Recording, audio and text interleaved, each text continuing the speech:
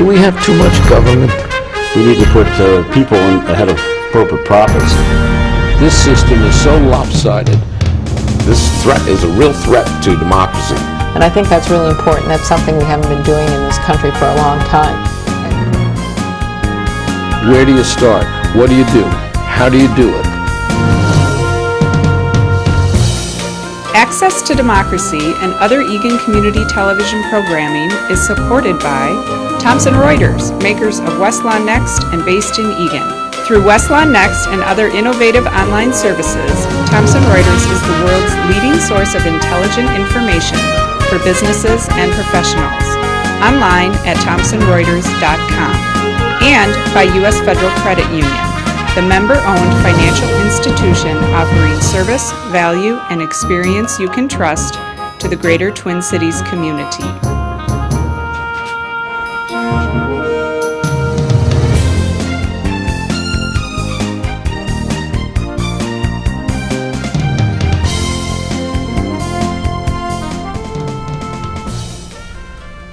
Hi, welcome to Access to Democracy. I'm your host today, Roxanne Meshar, and I have a guest from Minnesota-grown Paul Hugunin today to talk with us about why it's so important to buy fresh and buy local. And I want to start by saying there was a very timely article today in the, or not today, a couple days ago in the Washington Post that said your healthy habits are eating into the packaged food industry and profits and sales are really deteriorating, in fact plunging with some of the major food giants.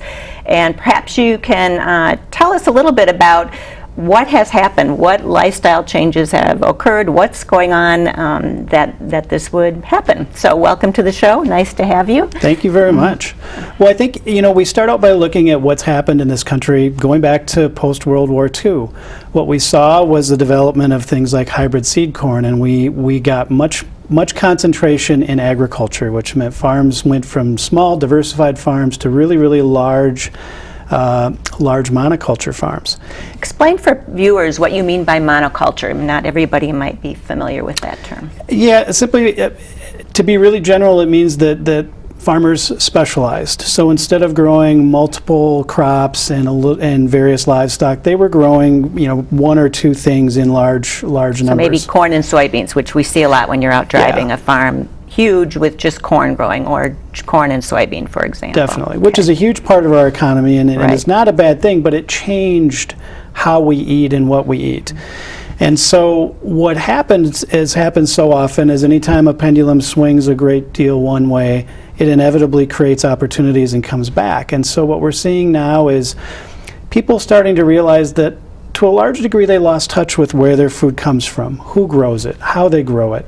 And now we're seeing opportunities for small food companies and small farmers to come out with specialty crops and locally grown and produced foods.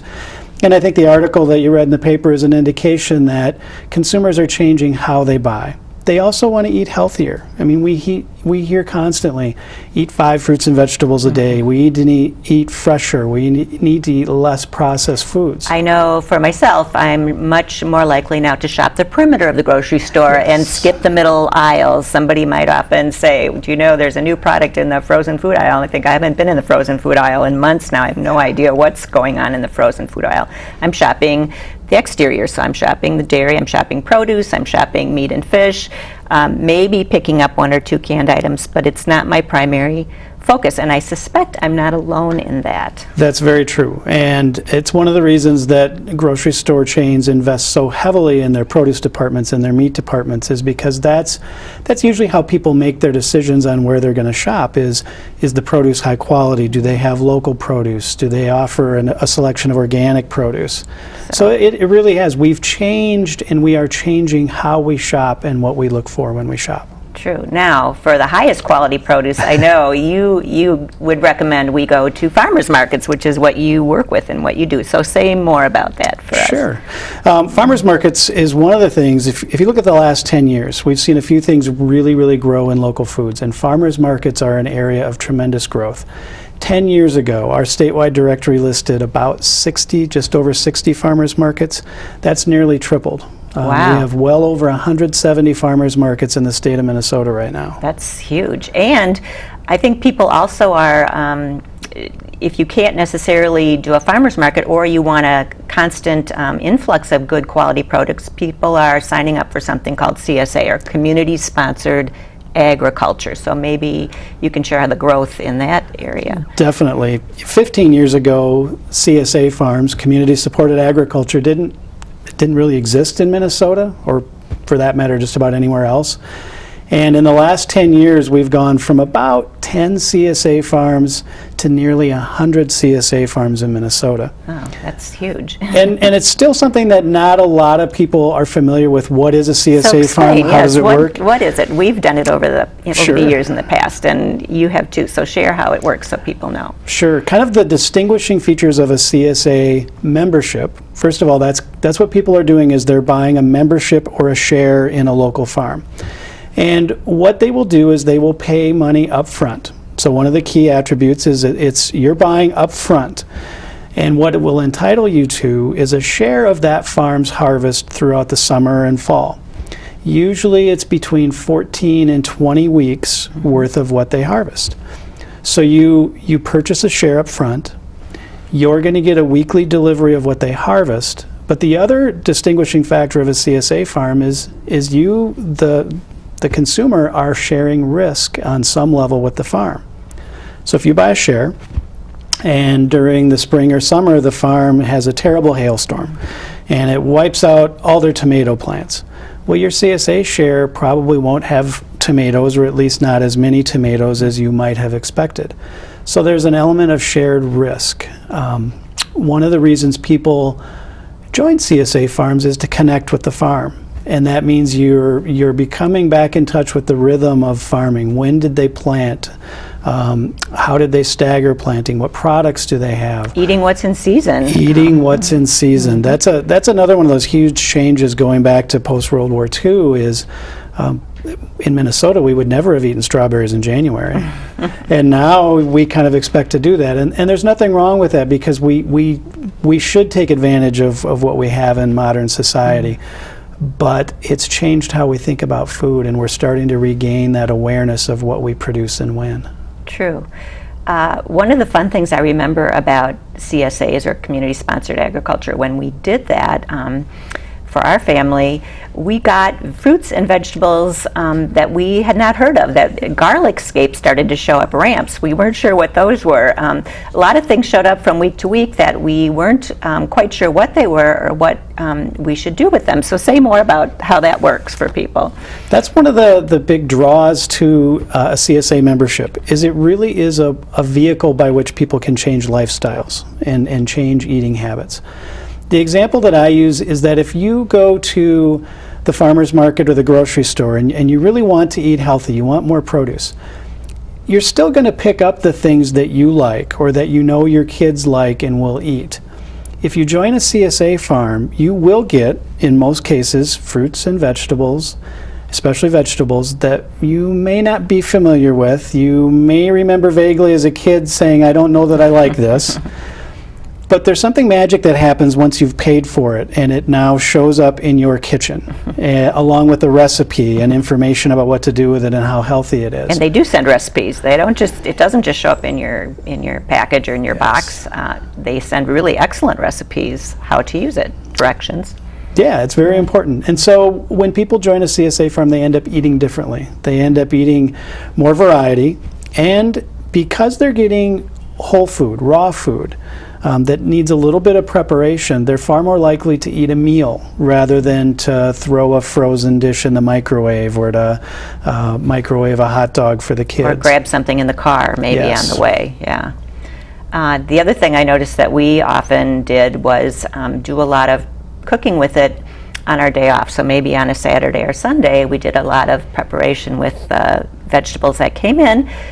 Cooked them once, made a pot of chili or made a large pot of soup or made a stew, and then put it in the refrigerator and then used it during the course of the week. So that seemed to work well, and I think then people don't have to worry about cooking every night with all these fruits and vegetables that come in. So that works. That works, and that's a great point, that it doesn't mean that you're going to now multiply the amount of time you spend on food preparation. Correct. But it does mean you'll end up almost certainly eating healthier. So how do you end up eating healthier? What happens, do you think? Well, I really think part of it is that it comes to you, it shows up, you've got options that you wouldn't have otherwise selected in the grocery store, and so you're going to prepare it. You're going to be eating far more vegetables, because one of the things that people always say about their CSA membership is they're amazed at how much they get. Yes. And in fact, if you look at surveys, the number one reason that people don't renew a CSA membership if they choose not to the second year is because they felt like they had too much. Yes, so you can get quite a bit. Now, the solution to that, of course, is share with a neighbor, Yes. share with a good friend, share with somebody else who's also interested in eating more fruits and vegetables, and split what you get. And that is a nice way to put your toe in the water, to try it out, see if you like it, and you'll get ample supply. So I don't think that's an issue. Yeah, So. we always encourage people, start out with a half share. Most CSA Okay. farms will give you options of a full share, a half share, and they all have their own unique names and different product mixes that they have. But to split with a friend, a neighbor, a coworker, many CSA farms deliver to large employers in a community, so you may have the ability to share with a coworker as Also well. people at work. Often churches are a place of pickup, so a Yes. nearby church, where you work might be a place, YMCA or another library might be a place where you pick up a share, and many people come and pick up their shares on the day they're delivered. So it's nearby, it's convenient if you're out and about, it's on your way to someplace else. So, Definitely. I know you have a whole philosophy about how eating this way and using food this way and supporting farmers this way is really about, it's about communities and it's about economics. So tell us why you think that. Well, there's a couple of things, a couple of examples. This kind of agriculture, specialty crops, livestock that's direct marketed, is much more labor intensive, which means they're going to employ more people. So if you look at an apple orchard, for example, they're going to need to hire a lot of people from the community in the fall to work to help with the harvest, to help with the customers who come out. There tends to be a lot of activities. So in addition to picking apples and selling apples, they may have a crop maze. They may have a pick your own pumpkin patch. And those things all take people. And one of the things that these farms tend to hire would be retirees who are looking for some additional income and to keep active and productive during retirement, or high school age So younger kids as well. people. Younger people and older people who are looking for part-time work that don't necessarily need a full-time 12-month-a-year job. So part of the economic impact of buying locally is that you're buying from small businesses who need to employ people from within the community. So you're generating more economic activity and more employment opportunities.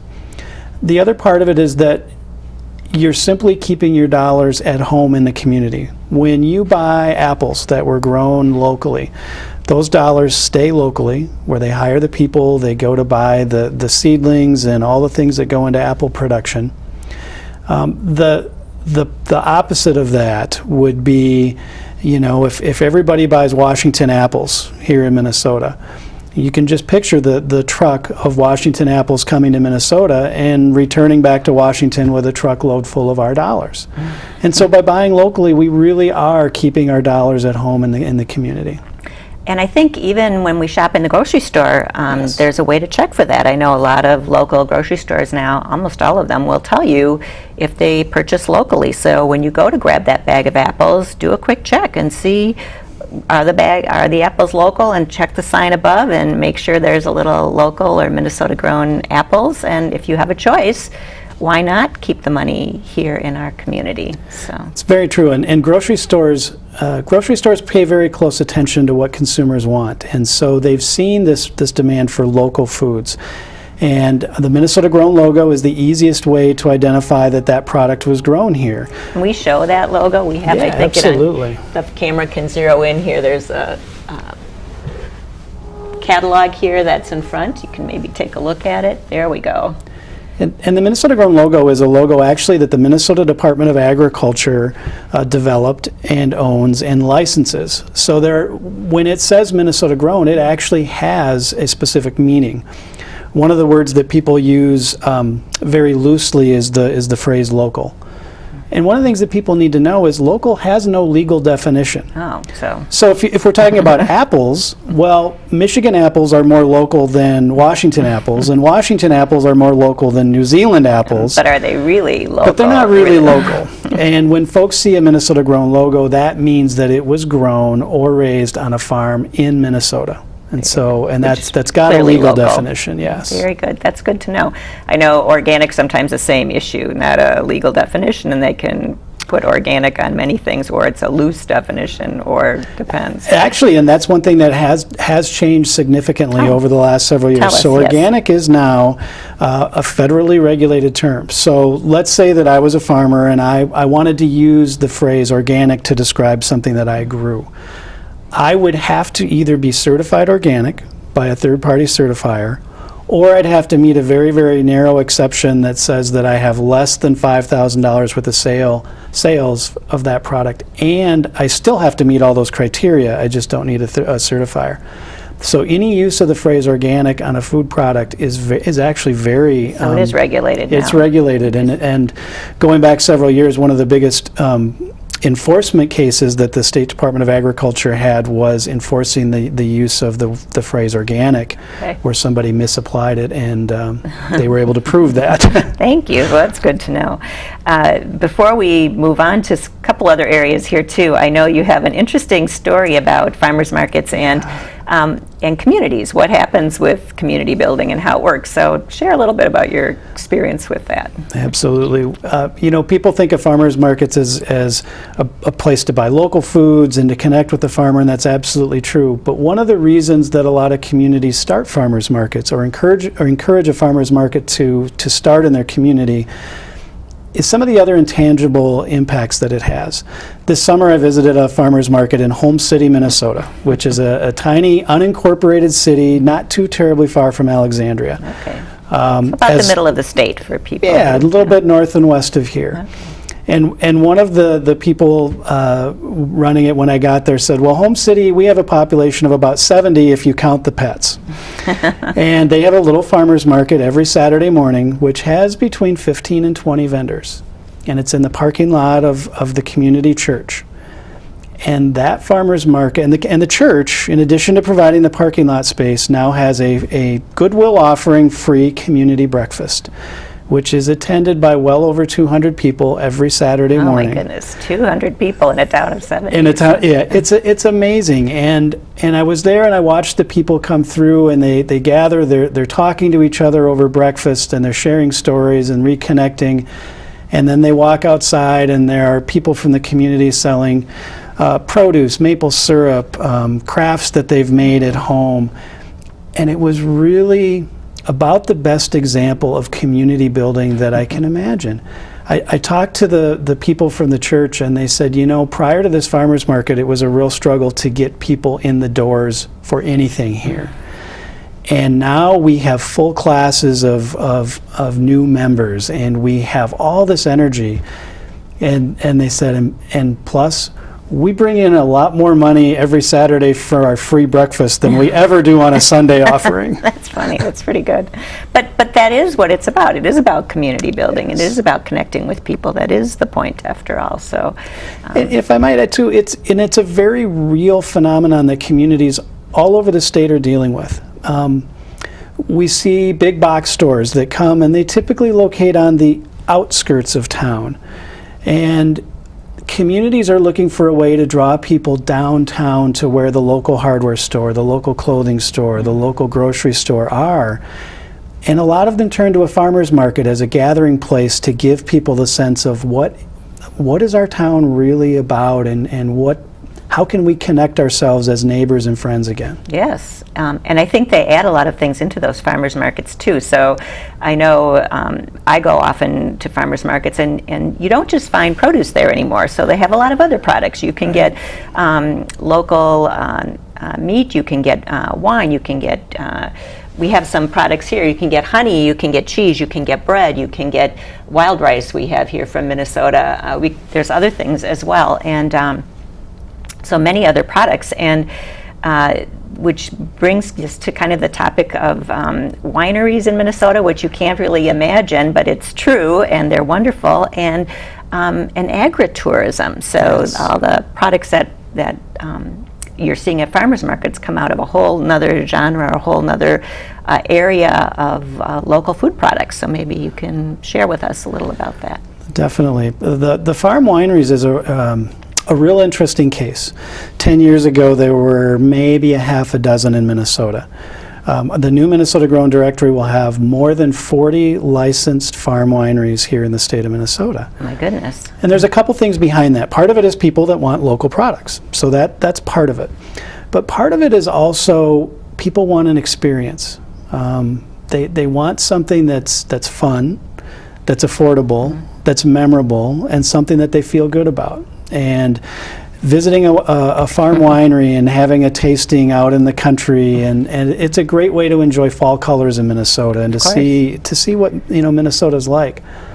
The other thing that was necessary that made that possible is development of wine grapes that would thrive in Minnesota. There we go. Yeah. 15, 20 years ago, if you grew wine grapes in Minnesota, you had to bury the canes every year, and then every spring you had to unbury them, and it frankly was impossible to make money doing that.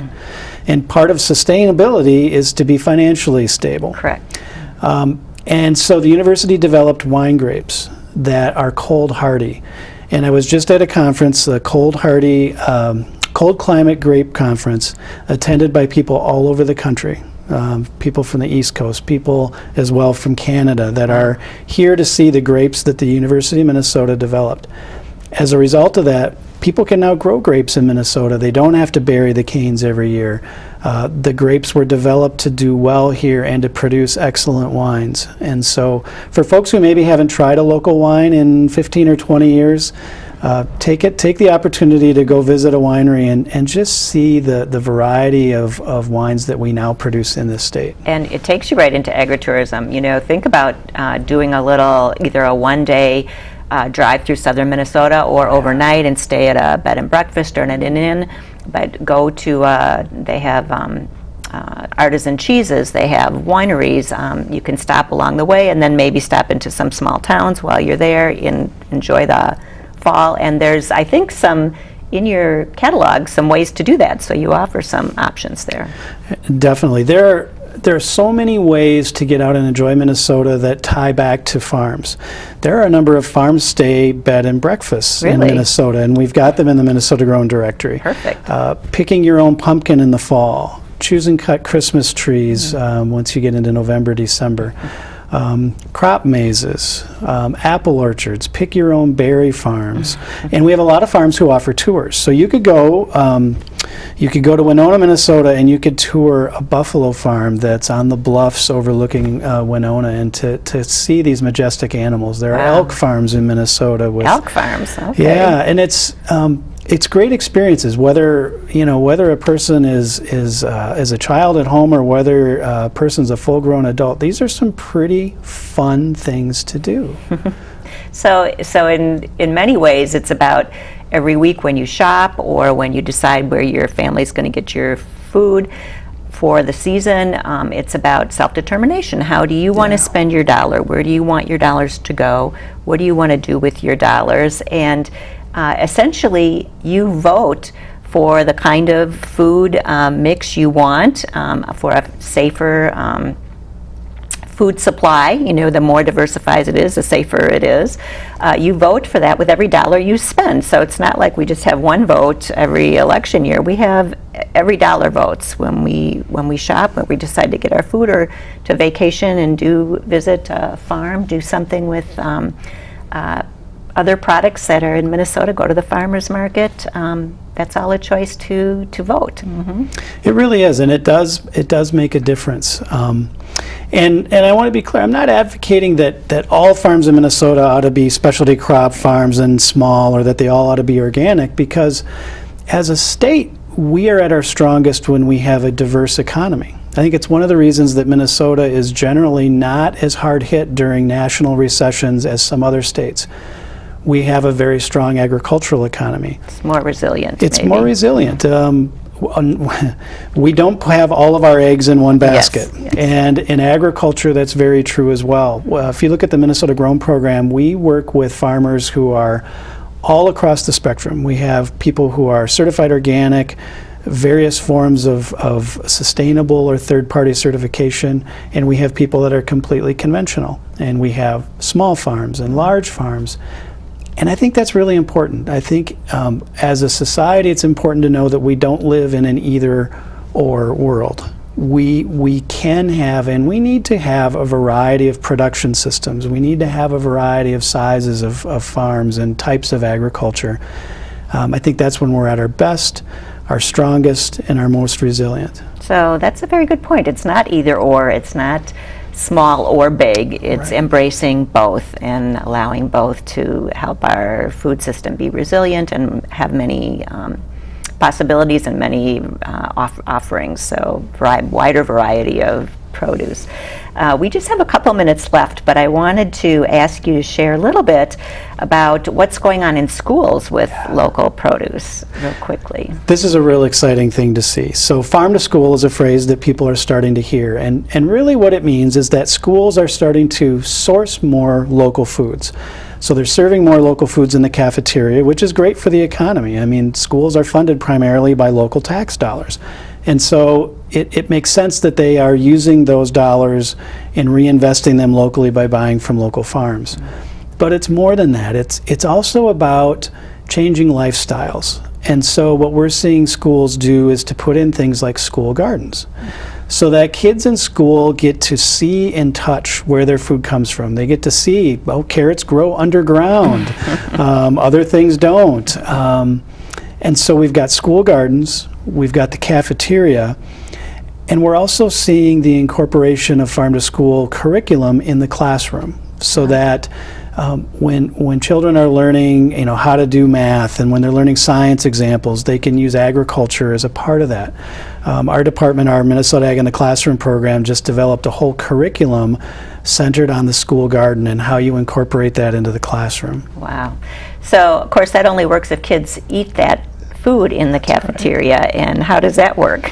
And what we've seen is a very, very strong positive reaction from kids in terms of trying new things. So they like it. They like it. I hear from food service directors all the time that they'll get comments from kids who will come up and say, "Where are those really good apples we had last fall? I want those back."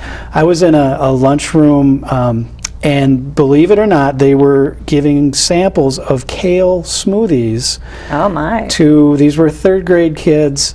It's terrific. And not all of them liked them, but they all tried them, and several of them did like them and asked for more. Kale smoothies, I love it. I can't imagine doing that when I would have been in third grade. And imagine the brain power going back to class with a kale smoothie. So we have a few seconds left. If people want to find the Minnesota Grown Catalog Directory, where would you recommend they get that?